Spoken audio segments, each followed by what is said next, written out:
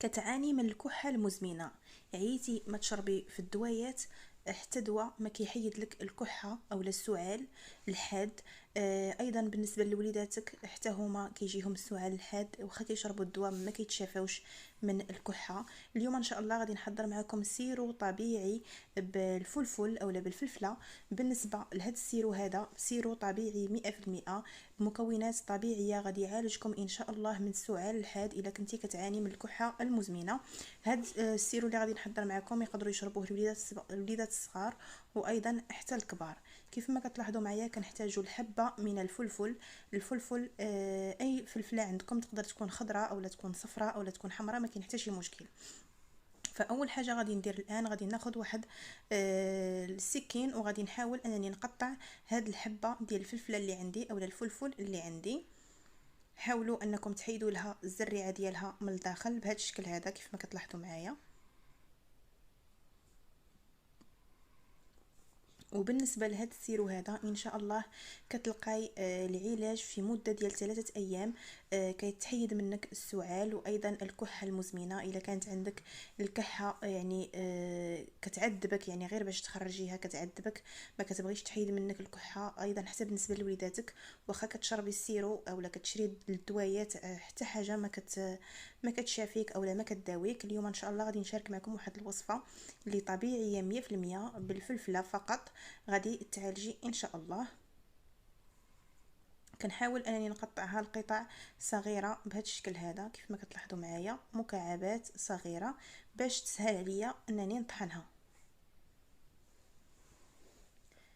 الان كنوضع الفلفله كامله اللي عندي من بعد ما قطعتها في هذه المطحنه هذه. وهاد الوصفه هذه بالذات كتعالج وايضا كيف قلت لكم في واحد المده قصيره كتحيد لك الكحبه. وكيف قلت لكم يقدروا يستعملوها الكبار والصغار. صافي من بعد ما وضعت الكل في هذه المطحنه هذه الان كناخذ الثوم. بالنسبه للثوم الا قدرتي تستعملي اكثر كميه من الثوم، تقريبا تقدري تستعملي 3 فصوص من الثوم او لا 4 فصوص، ولا قدرتي تستعملي حتى 5 يكون احسن، لان الثوم كيسخن الصدر ديالنا وكيعالج لنا الكحه بسرعه كبيره. يعني كل ما كثرتي الثوم في هذه الوصفه كل ما كتزيد الفعاليه ديال هذا السيرو هذا.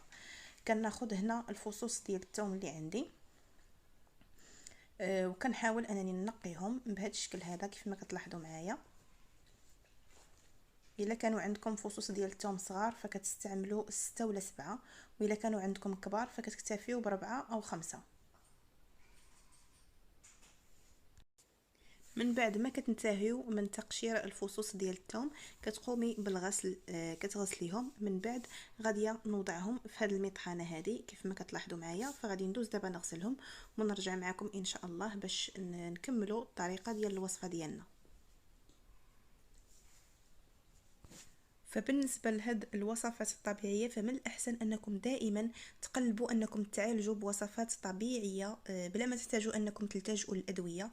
لانني انا في الصراحه دائما اولادي كنعالجهم بالنسبه للكحبه كنعالجهم بالوصفات الطبيعيه، لان كيف ما كتعرفوا الادويه ما كيخليوش المناعه في الجسم ديالنا دائما.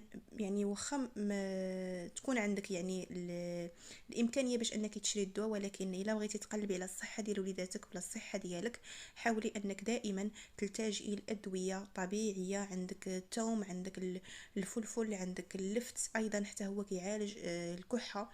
فدائما كنصحكم تحاولوا انكم تعالجوا بوصفات يكونوا طبيعيين باش كتطلعوا المناعه في الجسم ديالكم يعني ماشي اي نزله برد تقضي عليكم. دائما كتكون عندك المناعه اللي ما كتخليش داك المرض انه يدمرك.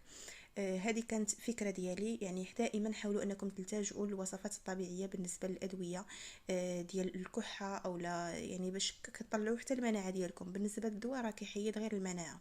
صافي هنا من بعد ما طحنت الكل جيدا كيف ما كتلاحظوا معايا بهذا الشكل هذا كناخذ واحد الكاسرونه وكنوضع هاد الكميه اللي طحنت كيف ما كتلاحظوا معايا بالنسبه للثوم وبالنسبه ايضا حتى الفلفل كطحنوهم جيدا وكتوضعوهم في واحد الكاسرونه. والان غادي نضيف زيت الزيتون. بالنسبه لزيت الزيتون حاولوا يعني كل ما كان زيت زيتون طبيعي طحينه يعني على يديكم، اولا كتاخذوه من عند شي ناس اللي كتثقوا فيهم، يعني كيكون عندهم زيت زيتون اللي كيكون حر. حاولوا تبعدوا على اللي كيتباع في المتاجر لان ما كيكونش طبيعي 100%. فداك الشيء باش كنصحكم دائما زيت الزيتون يكون طبيعي يعني طحنينه على يديكم، فكيكون احسن واحسن. انا الان غادي نستعمل معاكم هذا ديال المحلات يعني التجاريه. فواخا انا استعملته فكنصحكم يعني كنصيحه تستعملوا زيت يكون طبيعي يعني طحنينه على يديكم، كتكون الوصفه كتعطي فعاليه اكثر واكثر. صافي كنخلط هاد العناصر جيدا كيف ما كتلاحظوا معايا حتى كتندمج معكم هاد المكونات. والان غادي ندوز نوضعها فوق النار. بالنسبه للنار تكون مهيله باش ما يتحرقش لينا زيت الزيتون، تكون مهيله والفلفل يطلق لنا الفوائد ديالو على خاطرو. ايضا بالنسبه للثوم حتى هو كتكون النار مهيله. من بعد ان شاء الله غادي نرجع معكم باش نكمل الوصفه. صافي الان من بعد ما تقلى ليا الكل جيدا وكتحسوا بالنسمه ديال الفلفل وديال الثوم يعني طالعه في البيت ديالك، فكتاخدي واحد المصفاه وكتوضعي واحد الكاس اولا واحد القرعه ديال الزاج اللي تكون محكمه الاغلاق.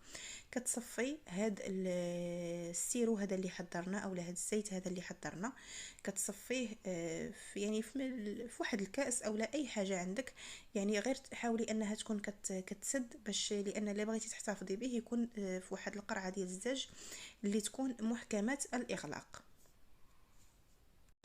عفوا، فقبل ما غادي نصفي هاد السيرو هذا اللي عندي نسيت ما قلت لكمش باللي غادي تضيفوا ملعقه صغيره من الكمون. بالنسبه للكمون حتى هو راه مزيان للبرد ولنزله البرد، ونصف ملعقه صغيره من الملح. هادو علاش ضفتهم يعني بالنسبه للكمون راه مزيان للبرد، وبالنسبه للملح غير باش تقدروا انكم تناولوا هذا المشروب هذا اولا هذا السيرو هذا. تقدروا عليه حتى بالنسبه لوليداتكم انهم يقدروا عليه. داكشي علاش ضفت الملح. صافي الان غادي نقوم بالتصفيه ديالو كيف ما كتلاحظوا معايا بهذا الشكل هذا. حاولوا انكم تصفيو مزيان مزيان، تاخذوا واحد الملعقه وتستخرجوا الفوائد ديال هاد المكونات اللي ضفنا ديال الفلفل والثوم في هاد الوصفه هذه. وايضا الا قدرتوا انكم تناولوا يعني هذاك الفلفل والثوم بالنسبه للناس الكبار الا قدروا انهم يتناولوه فيتناولوه يعني. علاش لا؟ الواحد يقلب على الصحه ديالو. الا قدرتي عليه يعني خصوصا بالنسبه للناس الكبار كيقدروا انهم يتناولوا هذا الشيء. كتوضعيه في واحد كتوضعي ملعقه وكتسرطيها يعني بلا ما تحتاجي انك يعني تمضغيها. فغير وملعقه وسرطيها ما غاديش تحسي بها وما تحسي لا بالمكونات حتى شي حاجه لانهم كيكونوا مطحونين مزيان وعاد من الفوق طايبين يعني ماشي خضرين. هذه نصيحه الا بغيتوا يعني ما تضيعوهمش، قدرتوا انكم تناولوهم فمن الاحسن يعني كتعطي نتيجه زوينه بزاف وكتشافيكم ان شاء الله. صافي الان غادي نكمل بالتصفيه ديال هاد العناصر هذه.